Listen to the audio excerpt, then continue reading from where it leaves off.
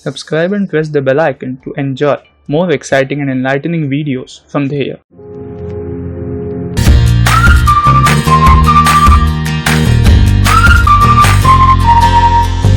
Hello and welcome to yet another riveting episode of Dheya Masterpieces. Today, we are going to have a conversation with our career mentor, Mr. N Nadaf. Hello sir, how are you doing today? Absolutely great, Shreyas. Nice being with Dheya today morning for this Masterpieces session. Our pleasure, sir. Thank you very much. So, let us begin today's episode by knowing more about your career path and journey. So, can you please walk us through that? Well, Shreyas, mine has been a very interesting and fulfilling career journey. See, if I tell you that my career planning started at the age of 9, you may not believe it. Wow. I joined Sainik School, Bijapur at the age of 9. The sole aim of that school was to prepare boys to get selected for the National Defence Academy, Pune, and then join the Armed Forces of India. So that's where my career was already decided when I joined the Sainik School. I completed the Sainik School, got selected for the NDA, completed my training 3 years at National Defence Academy and 1 more year at Indian Military Academy, Dehradun, and was commissioned in the Indian Army in 1979 as an officer in the Corps of Engineers. Wow. Well, after that, my first posting was in Assam, Arunachal on the China border. A very interesting tenure it was. Got to see a lot of new things for the first time in my life.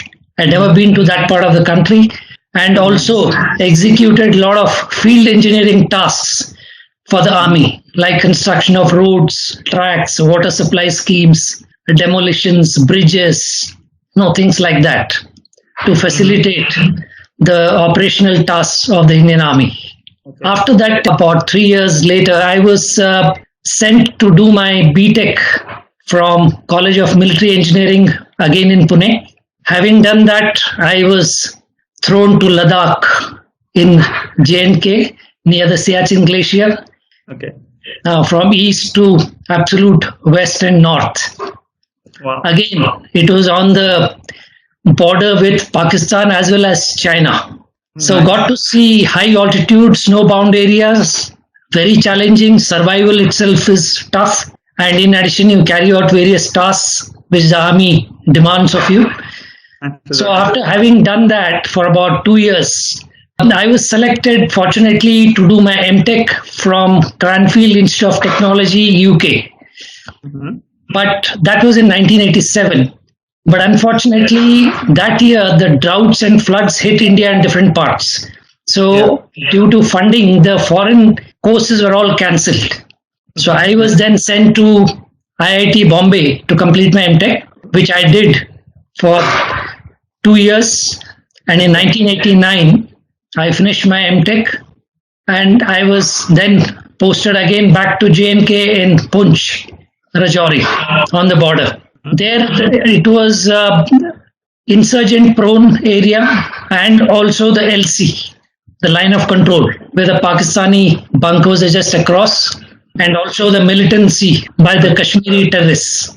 So both these we had to face, and many times I was fortunate to survive improvised explosive blasts, firing from the other side, and things like that. So those experiences at close quarters I have had. And I will not bore you with all the details, otherwise it will take a long time. So next tenure was in the deserts of Rajasthan in Jaisalmer, where it was again a totally different experience on the international border, IB, which is quite different from the line of control in J&K. Okay. So there, the desert itself is a different terrain. So you had to adapt to extremely hot conditions, and the sand, no vegetation, less of water, things like that. True. And one learned to survive under those conditions. After that, I got some instructional tenures. The first one was at College of Military Engineering, Pune, for training and teaching officers doing engineering degree. Okay. So after that, I got a couple of more instructional tenures based on my good performance at CME Pune. That was in MCT and at Army War College. So overall, in this about 8-10 years of experience of training, teaching, learning, I must have trained about 5,000 plus officers and soldiers.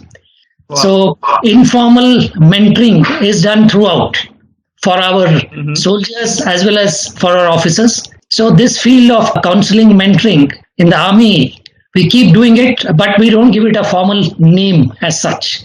I taught, trained, and mentored more than 5,000 plus students during this 10 to 12 years of teaching experience in the army training establishments. So it's a very rich experience which I carry with me. Then I was posted to Army Training Command at Shimla for framing policies on training all over the army and also making training materials.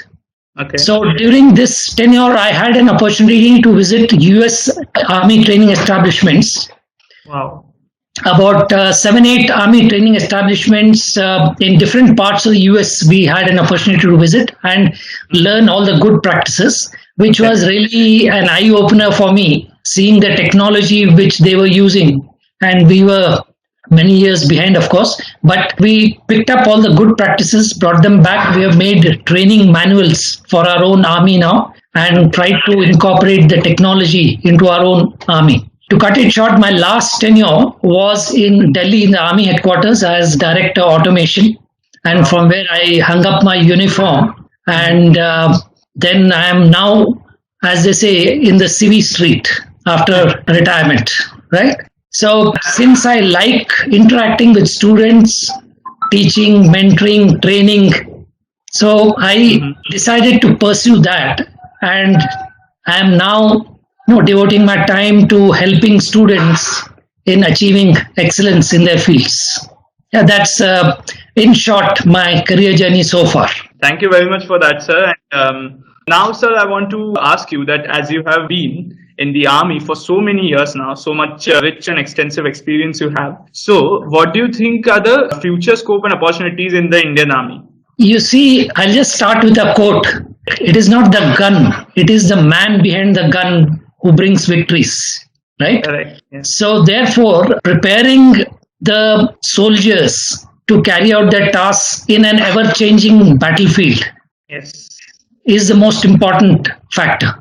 So the career opportunities in the evergreen Indian Armed Forces are going to be more technological oriented, more challenging, and more of the mind rather than of the physical aspect or the brawn. It will be the brain which will be taking part in future wars. It's not like they show in the movies. It's not the brawn part of it. It is the brain part of it, which will play a bigger role in future wars. Like, I'll just give a small example. You must have heard of drones. Yes. Drones are pilotless aerial vehicles which carry out all kinds of tasks over short distances and long distances, both.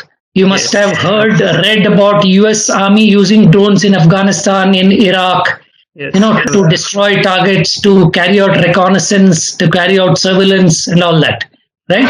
So this swarm of drones, which would be just the size of bees, honeybees, is one of the possibilities in future battlefields. Human intervention would be reduced to some extent.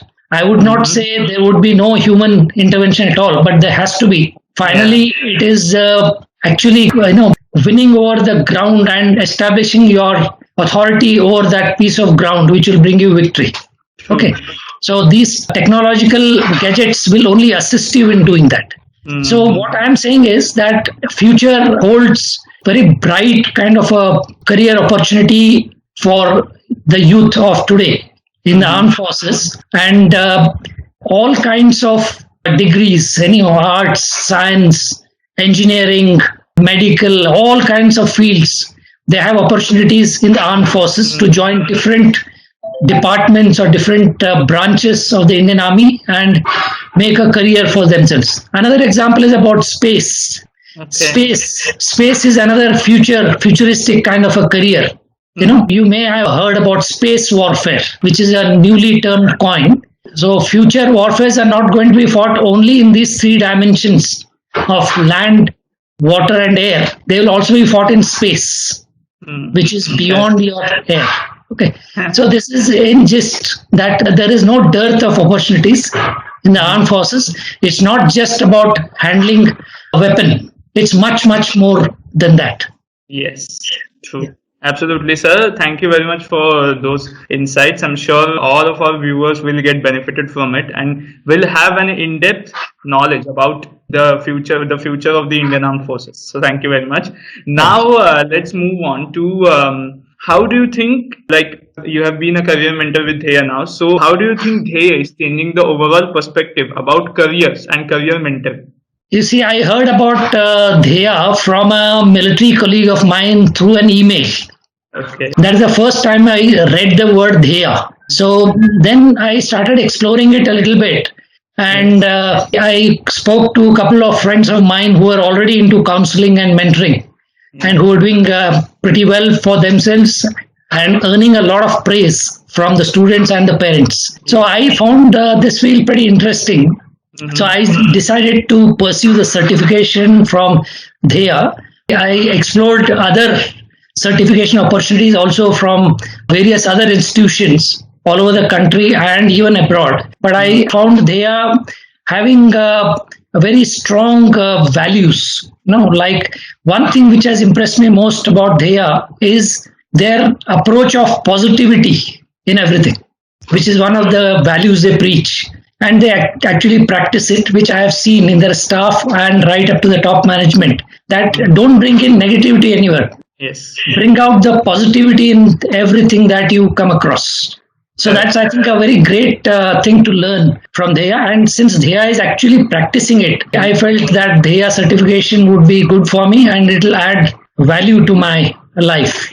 Yes, absolutely. Thank you very much for those kind words for Dheya, sir. And now, lastly, I would like to ask you that as you still know that there are very much preconceived notions about so-and-so career being the very most successful one. In India, especially, there are two popular examples, as you might know, doctor and engineering. So what do you think, like what advice, message or suggestion would you like to give to today's parents and students about choosing the right direction? Yeah, absolutely. See, both parents and students, even today, most of them, like you said, they are into these traditional fields. Their knowledge is limited to these traditional fields and they can't really think beyond. Although they know that the work life of an individual can be anything beyond 40 years, whereas the education is only about 18 odd years. Still, they plan more for this 18 rather than planning for the 40. So my advice to parents is please spend more time in identifying your child's strengths, his aspirations, your aspirations, match everything to the kind of new type of jobs and opportunities which are available. No? Do not force your child into something which he is not good at nor he has a liking towards. Okay, don't try to fulfill your dreams through him or her. So leave it to the child, let them do or pursue their passion, liking or whatever they want to do in life. It is their life, right? Encourage them, right? Guide them definitely to pursue the correct path, but don't try to force something upon them. That is my advice to parents. And to the students, well, first thing I would say is please identify your life goal. Absolutely. Write it down. Make a mission statement. What do you want to be in life? 10 years, 15 years, 20 years, 30 years. Hence, how would you like to be in your life? You just get one life, right? So first identify that. And if you are confused, please take help. Like Dheya is one such platform which helps students in identifying the right careers that they should pursue based on a scientific analysis of their strengths, their aspirations, their parents' aspirations. They try and match all this together and suggest certain career options. Then the child or student must take advantage and identify for himself or herself the best career that they want to pursue in life. There are so many new type of careers if you see the World Economic Forum report, there are 10 new types of careers in artificial intelligence, cloud computing, data sciences, and healthcare, There are so many new type of jobs which are coming up. So please identify those, and whatever is your aptitude, liking, and your strengths, pursue that and be the best at that in whatever you pursue. Absolutely. Thank you very much, sir. That was a really helpful and a valuable advice from you. I'm sure many students will get benefited from it and learn from it. So that's it, sir. I sincerely thank you for taking out your precious time and sharing your overall experience and insights with us. Thank you very much. And I thank you all for watching this episode today. I'm sure you must have found it inspirational, insightful, and enlightening. Stay tuned and stay safe. Until next time.